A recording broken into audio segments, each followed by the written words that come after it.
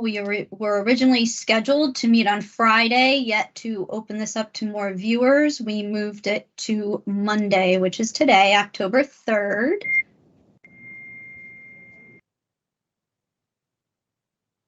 So you all know who I am, the interim director of the Center for Literacy Research and Reading Success. I'm Melissa Hickey.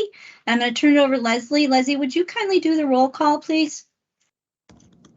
Okay. Dr. Maureen Burmett. She said that she was going to be absent today, so I'll mark her absent. Okay, thank you. Dr. Michael Coyne. I'm here. Dr. Margie Gillis. I'm here.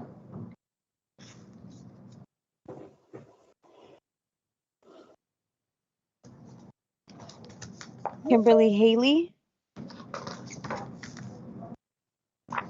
Kimberly Healy.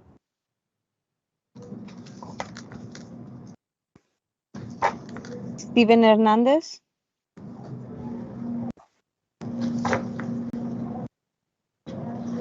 Dr. Melissa Jenkins.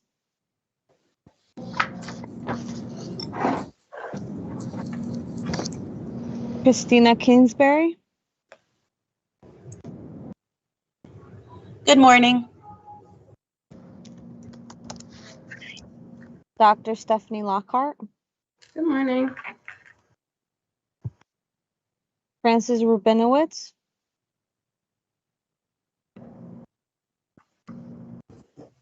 Lisa Thomas.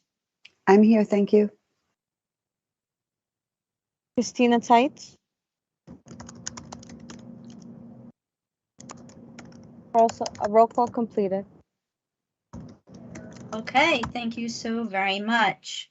Dr. Burmett did share some words in an email that I will be sharing later so that her thoughts can be shared here. Oh, and Dr. Jenkins is in the chat room, in the lobby, so that's wonderful. So is Fran Rubinowitz waiting to get in. Oh, perfect. Wonderful.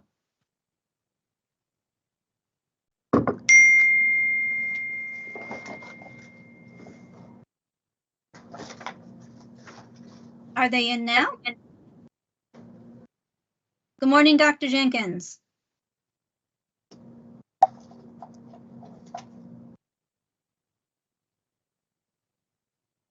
All right. So once again, good morning all. Thank you so much for being here today. As you know, these are the norms that we established and agreed to in the very beginning about keeping yourself on mute unless you're speaking, keeping on your video when possible, using the chat, the raise a hand, and the emotion icons. So today is a special meeting where we're going to be discussing the review process, Connecticut's approved pre-K 3 core comprehensive reading curricular programs. This is right from the legislation, and every step we've been taking has been acting in response to the legislation. So the director of the center, which is myself for right now as interim, in consultation with all of you, will review and approve at least 5 different scientifically based curriculum models or programs. Over our meetings, we've had conversations about those words and changed them to curricular programs based on comfort levels here. And as you know, you assisted in reviewing and editing documents, and then there was the actual review process in which many of you participated, and we appreciate. Then we took time to audit and analyze the data that were collected, and last week, a day before the promised date of September 30th, on September 29th, the commissioner released her memo in which she shared with superintendents the programs that meet expectations here in Connecticut. We had discussed numerous times as a council about the materials and programs and how they are not curricula. And I know that Fran is someone who at every meeting makes sure that this is a message that gets across. So thank you for that. Curricula is that central roadmap for communicating essential learning outcomes. What will kids know, understand, and be able to do at the end of the grade level? and it includes those high impact strategies and materials and multiple ways of assessing students formatively and summatively. Materials and programs assist students in mastering standards and learning targets, once again, so they can be on grade level by the end of the year. And although the materials may be rated as meets expectations, we all have agreed that this does not mean they are perfect. The materials rely on the skillful implementation of teachers who need to consider their local contexts and student needs. Dr. Coyne has brought this up, Stephen Hernandez has brought this up, that training is essential, and I know others have as well, and I apologize if I'm leaving out your names. These are the programs that were submitted for review. Once again, the intent with the process was to review the programs that were submitted. Thus, we consolidated the programs and reviewed the products submitted. So, for example, Curricular was submitted. I'm going to go to the next slide as well, because there's actually 2 slides. Curricular was submitted by 2 different vendors, but it's the same product. And I was talking to someone here at the state and talking about how it's kind of like canned tomatoes. You can buy a brand name, you can buy, and I hesitate to put a brand name out there, but let's say brand name A and brand name B, but they're still tomatoes. So what we did is put the programs together. However, every submission was reviewed by at least 2 of the reviewers. So every submission that came in, there was 50-something submissions, was reviewed by at least 2 reviewers. So here's the next slide with more programs on there of what was reviewed.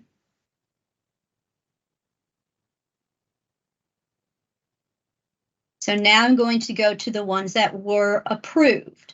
So these are the programs that were approved so far as meeting expectations here in Connecticut. We had 25 indicators scored on a 0 to 3 scale. 3 points met expectation, which means most or all evidence indicates high quality. Little to none indicated lower quality. As stated before, the materials may not be perfect, but Connecticut teachers and students would be well served and strongly supported by using these materials here. In addition to scoring meets expectation on the 25 indicators, the curricular program also had to be rated favorably by at least 1 other credible comprehensive literacy material review. We looked to Massachusetts, Ed Reports, and Colorado. Now, there were questions in the past about, once again, program and curricula. I'd like you to know here that Amplify and Wonders calls themselves a program. ARC, L, and Savis call themselves a curriculum.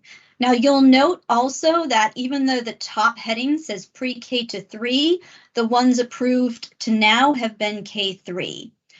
No other state, including Ed Reports, have reviewed the pre-K materials. In our review, there was 1 pre-K that came up as scoring in the meets category. However, since other places have not yet reviewed, we wanted to hold. We want to hold, gain some more information, engage more pre-K educators, and have conversations around next steps for pre-K. For grades K3, school-wide is something that did once again rise up as meet expectations in Connecticut.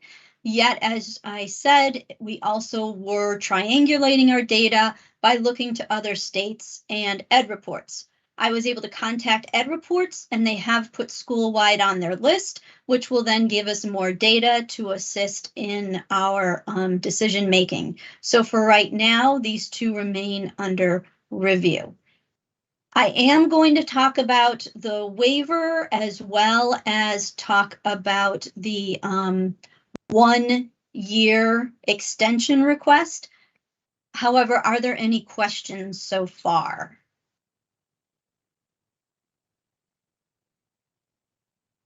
And if you all could help me out, because I have my screen up, I don't want to miss anybody if they have their hand raised.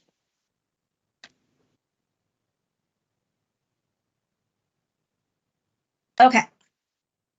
All right. So the next.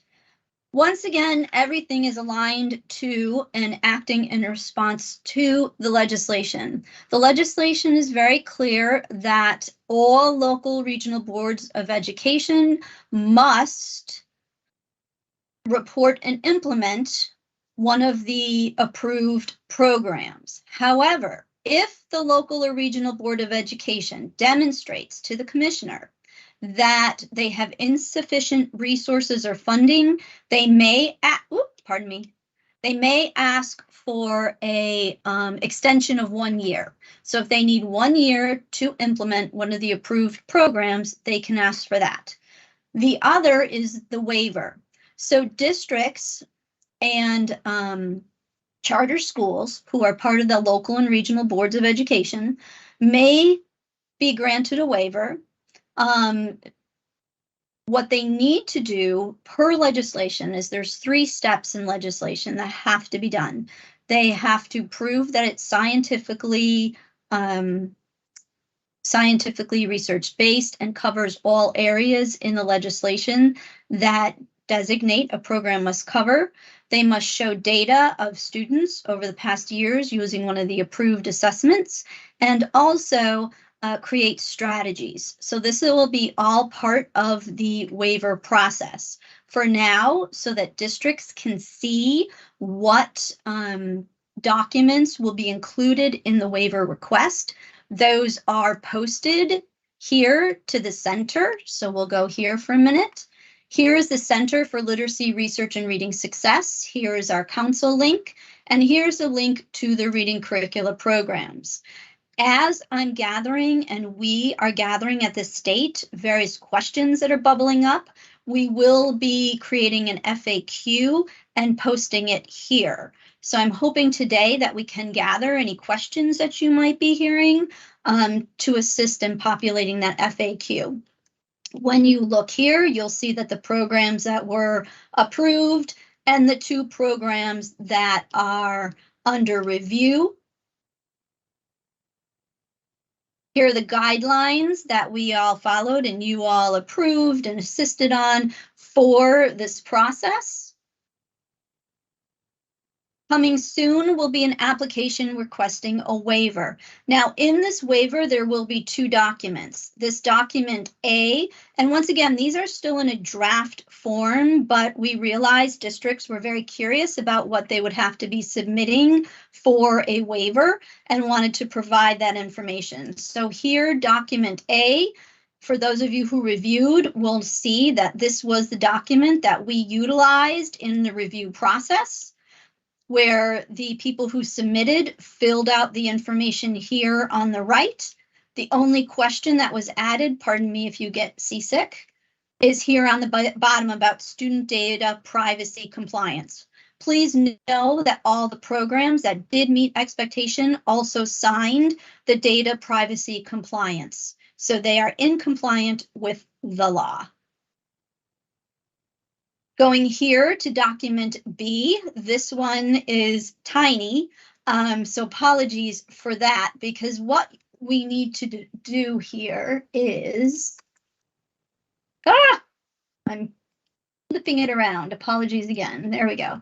All right, data have to be recorded, desegregated, and then strategies built or strategy built around it. So once again, this is all acting in response to the legislation and aligned to the legislation.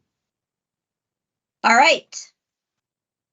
Any questions, comments?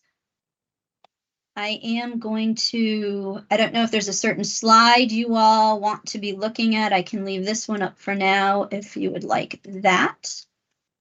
And then, like I said, Maureen Brummett, Dr. Brummett was unable to attend today. However, I do have an email that she asked me to read to have her thoughts captured.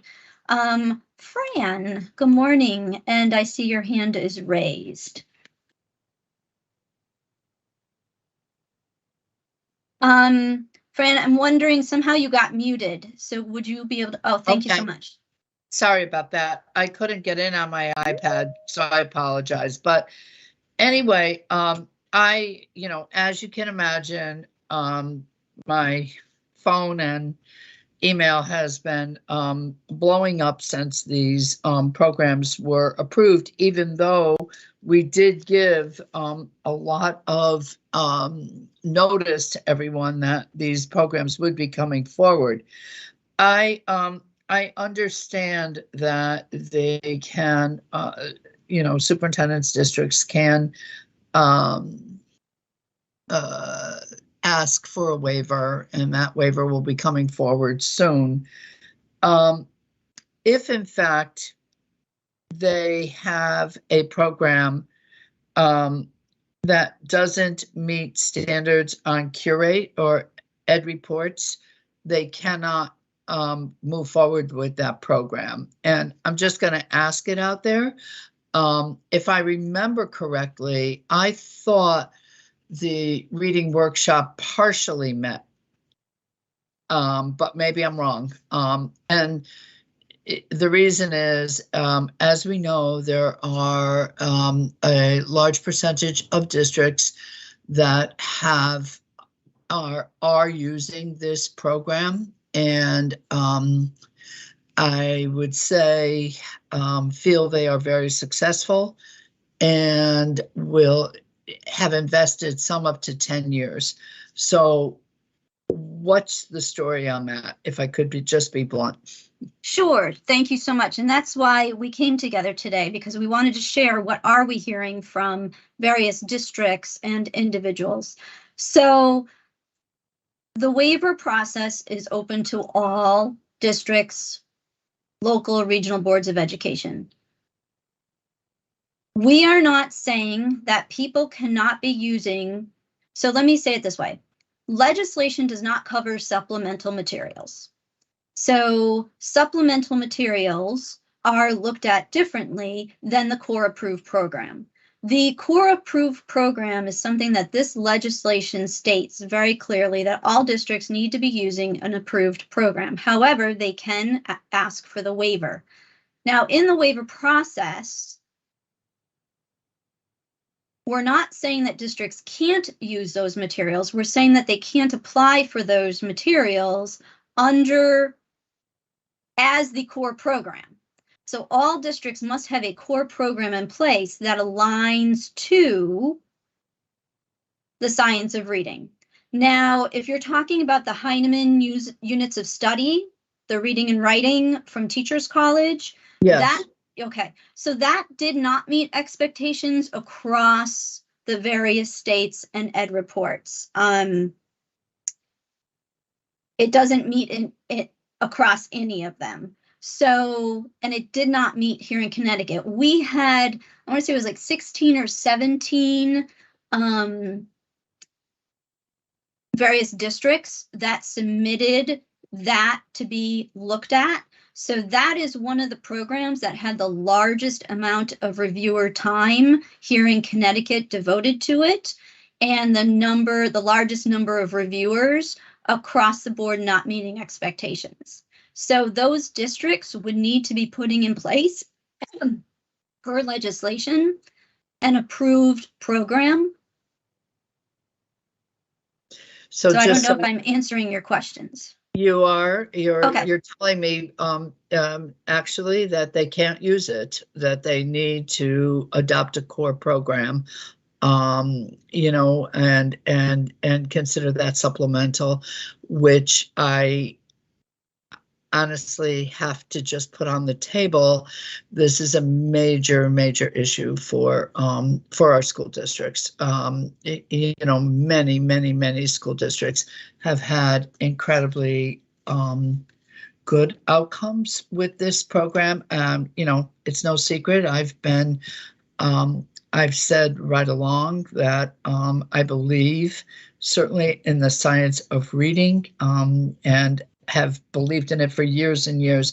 I believe in the training for the science of reading. I believe in effective teachers knowing the science of reading and being able to impart that. Programs have always been an issue for me. And I think that I just want to put on the table that this will be a major issue for districts in Connecticut. And I feel badly because I think that it takes people off track of the actual science of reading, which is what we want.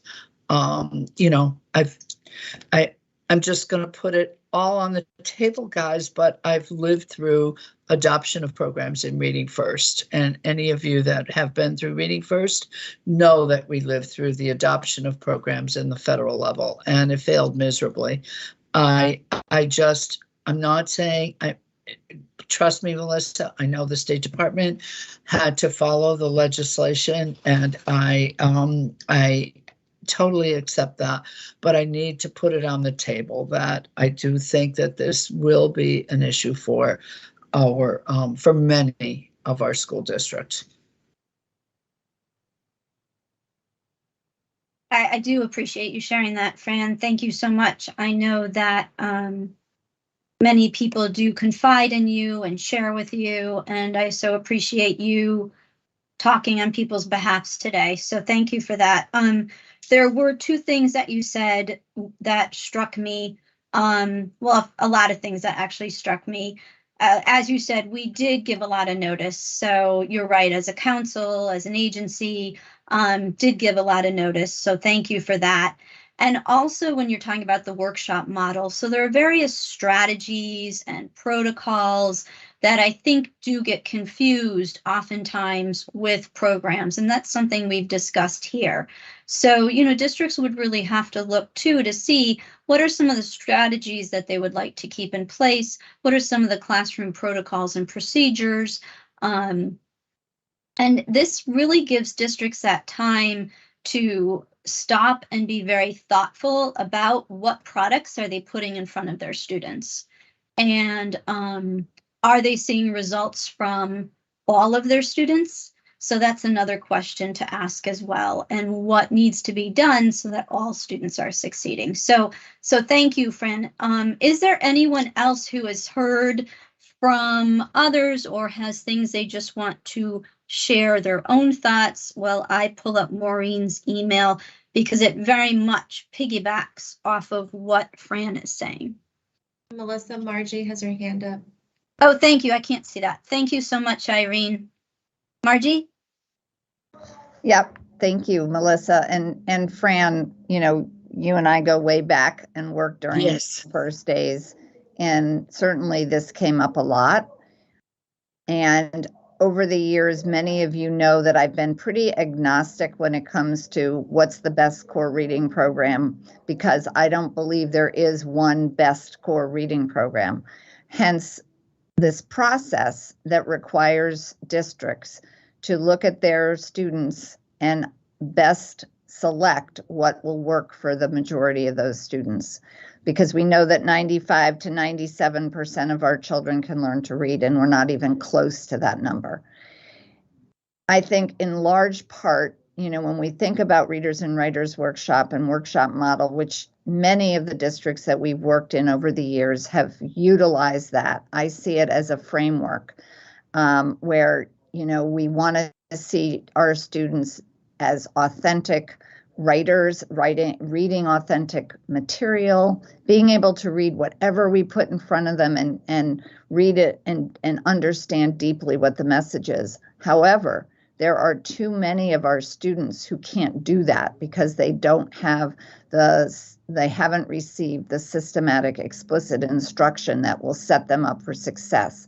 And so in that case, I think as a state, we've said, yes, you know, we know that there are many schools and districts that will require more explicit instruction. And that's where a program, which is a tool, as Melissa, you know, made clear, will come in, you know, to play. Because then we can say an informed teacher, and this is really important, the teacher has to be very very well informed to make good instructional decisions, but they'll have tools that will help them get that job done, which, you know, Ed reports fully specified that Writers and Readers Workshop is not a program that will allow that instruction to happen.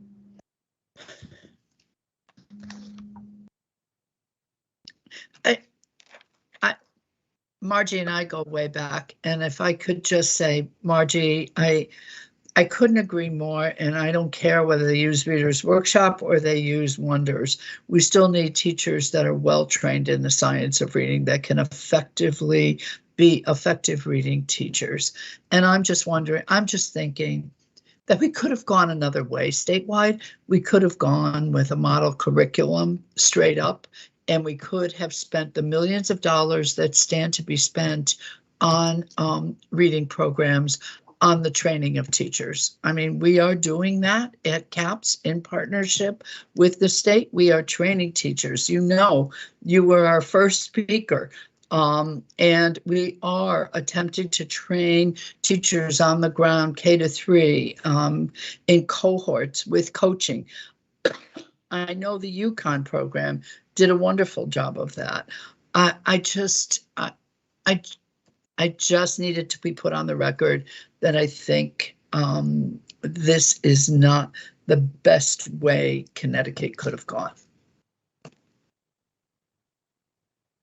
All right, thank you so much. Thank you, Margie. Thank you, Fran. I do not want to forget Dr. Brummett's email. So if you don't mind, as Fran said, to record it, I would like to share her thoughts. She said that she's unable to attend. She's at a conference. She said lots of concerns from many about the exclusion of Readers Workshop. It will be imperative to release the waiver and be transparent about the review process. This will have a significant impact on many districts regarding training and materials investments. So thank you, Dr. Brummett, for that as well. Anybody else have any thoughts, questions? Once again, we are creating an FAQ. We will add to that as you're thinking about if there's anything else you'd like to add. If things come along, please do email me the questions so that I can put them into a common place and post it on the website. So any other council members? Dr. Jenkins? Good morning. Good morning. I had just added one question to the chat, and this is probably for a future FAQ. I'm just wondering what the annual or biennial process for updating materials on the list. And I give an example of like Reading Wonders 2020 is approved, but like, you know, 2022 is coming out. Like, is there going to be a review process similar to the universal K-3 screening assessments that occurs, you know, on a certain time frame? Thank you so much for that question. So what we've established is, and it went out in the letter to the supers, that the programs right now are in place until 2027. So that gives everyone time to get trained, to put it into practice, etc. That's not to say reviews won't be happening, but for right now, we're not anticipating a review for another couple years while everyone is getting acclimated to what is here. But once again, it's a beautiful question that I will add to the FAQ, and so appreciate you putting it in there.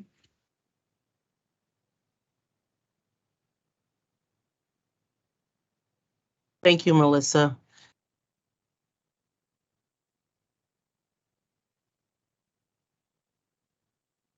Just pausing in case there's any other council members who would like to share.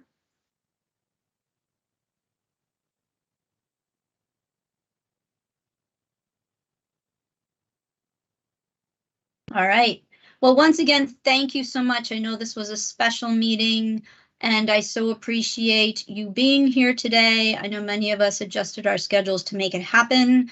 We did move the meeting from Friday to allow our outside viewers more time so that they could do the same as we to adjust their schedules so that they could see this. I know that there was a lot of questions and excitement around this meeting. So thank you again. So appreciate your support along the way, your questions, and everything we've been doing to act responsibly in response to the legislation. So thank you. All right, then. Oh, Dr. Quinn. No, I'm sorry. I was just waving to everyone. Oh, okay. But it did All look right. like my hand was up, but it was, It I did should look have like moved it it was. more. Yeah. Okay. You're waving to the nation. Thank you That's so right. much. That's right. Our Chief Academic Officer is here as well. Irene, did you want to say something? Just wanted to thank everyone to the support and thank you, Melissa, for your leadership. And I would just add, as questions come in, please send them to maybe the dedicated email address so that we can review those questions and see if they can be included in the FAQ. Perfect. Thank you, All everyone. right. Yes, thank you so much. So appreciate everything.